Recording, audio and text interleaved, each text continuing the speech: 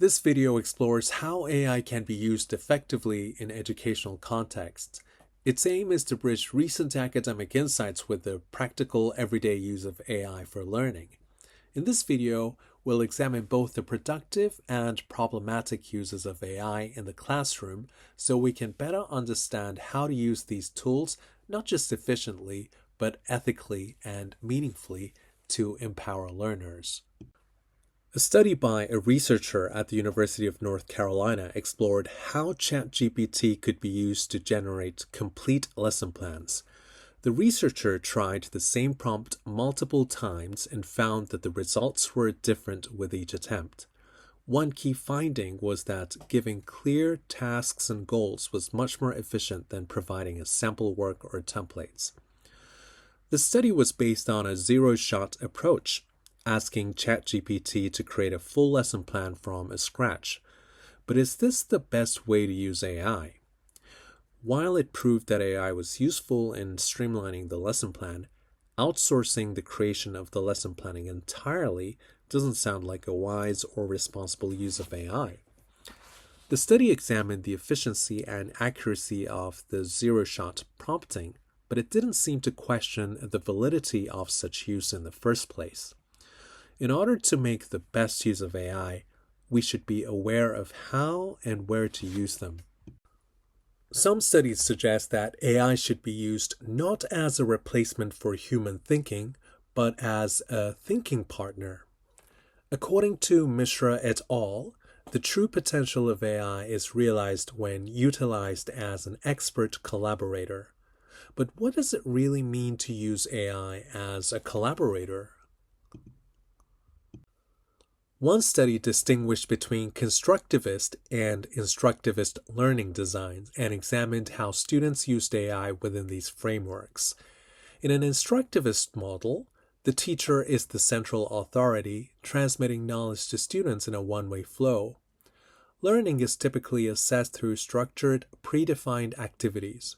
In contrast, constructivist learning design emphasizes active engagement and student-centered inquiry. In this model, students build understanding by interacting with their peers, tools, and environment, constructing knowledge rather than passively receiving it. Generative AI has the potential to support constructivist learning. For example, instead of simply asking AI to summarize a passage, a learner could prompt it to quiz them on the material or engage in a conversation to deepen understanding. However, the study found that most students used AI in an instructivist manner, primarily for information retrieval or summarization, rather than as a tool for deeper collaborative learning. This suggests that while current use of AI tends to align with instructivist approaches, its full potential may lie in supporting constructivist learning, positioning AI not as a content generator, but as a dynamic thinking partner. Many studies reached the same conclusion. The ethics of AI must be discussed and explored more deeply. We need to be aware of the potential risks associated with using AI, especially the frequency of misinformation called hallucination. Without critical awareness on the part of the user, this can result in some serious troubles. But there is also another problem on another level. When I was teaching a group of high school students, one student submitted a flawless essay, clearly beyond the student's English ability. Although I couldn't prove the student had used AI, it was quite obvious. When a student submits an AI-generated essay for an assignment, as if they wrote by themselves, what is the point of marking the essay? And also, how does that make the instructors feel? Is it a problem if the teachers notice them, or would it be no problem if the students used it subtly so it is not noticeable? One academic paper on cheating and academic integrity was, quite surprisingly, written halfway through by AI, something the authors revealed only later in the paper. The AI-generated portion demonstrated just how capable AI can be at producing academic-style text. While a closer reading reveals some minor typos and vague generalizations, the overall standard was still impressive. But what truly caught my attention was the latter half of the paper, the part written by the human authors themselves, where it discussed on students' misconduct and the limitations of plagiarism detection software. But this content and conclusion was less than useful or convincing. The paper warns educators to rethink the future assessment style, but with the emergence of AI, what we really need is to rethink the very nature of learning and assessment rather than to engage in plagiarism detection battle. Ironically, the human written part of the paper lacked depth, critical insight, or meaningful contribution. It felt as though the authors who outsourced writing process to AI had given up critically engaging anymore. What stood out most in this paper wasn't the strength of AI writing. It was the absence of curiosity, critique, and meaningful engagement on the part of the human authors. This, I believe, reflects a far more serious risk, that over-reliance on AI may dull our critical instincts, not only for students but for educators as well. One study examined and compared generative AI assessment policies across several leading universities. It found that these policies largely framed AI use as a problem to be fixed. Unsurprisingly, much of the concern centered around plagiarism, specifically students submitting work that was not entirely their own. However, the paper highlighted a deeper issue: the implicit assumption that students are inherently untrustworthy and prone to academic dishonesty. In response, the author proposed a more nuanced understanding of originality, one that recognizes a spectrum of human-AI collaboration rather than a binary view of authentic versus inauthentic work.